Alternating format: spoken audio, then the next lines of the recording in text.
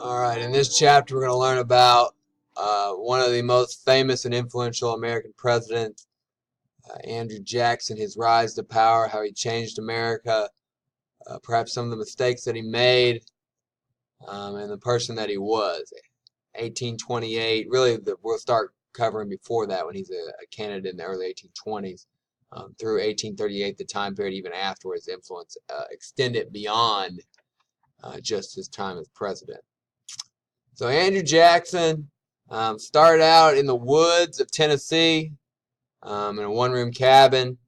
He fought with the Native Americans growing up. He becomes a general, a soldier and a general, rises to power during the War of 1812 with his famous stand at New Orleans and his success against the Creeks and the Seminoles in some of the Native American wars that were related to the War of 1812.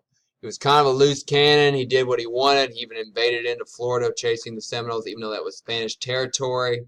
Andrew Jackson, in terms of personality, he's strong, he's stubborn, but he's a leader that his men and people respected greatly.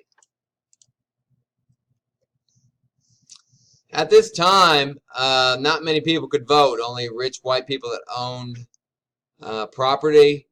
But slowly over time, more and more men will get the right to vote or suffrage.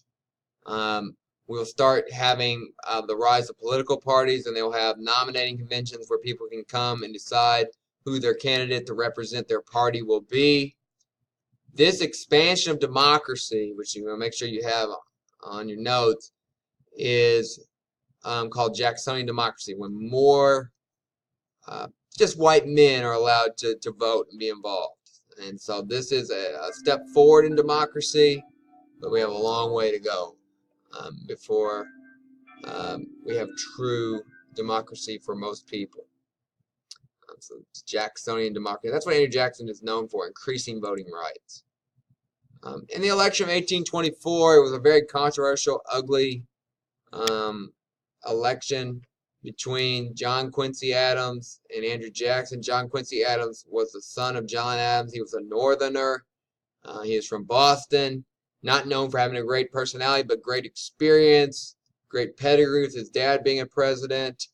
Andrew Jackson was known as the common man, the tough guy, the fighter from Tennessee, from a smaller state. And a lot of common people could relate with Andrew Jackson, while a lot of the city folk and the rich folk more related with John Quincy Adams. In the end, is electoral tie, but Andrew Jackson did win the popular vote. However, that's not what decides who's president. The Electoral College does. In that deal, it came down to Congress deciding who was president in 1828 in what was known as the corrupt bargain.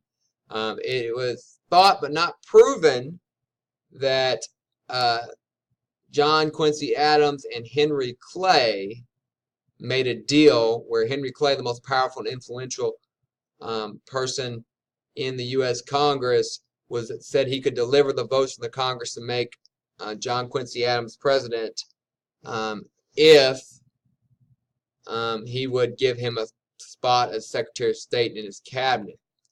This was never proven. We do know that Henry Clay will become Secretary of State in John Quincy Adams' cabinet. Andrew Jackson said it happened. His followers said it happened, and they thought it was wrong. They called it the corrupt bargain, and it infuriated them.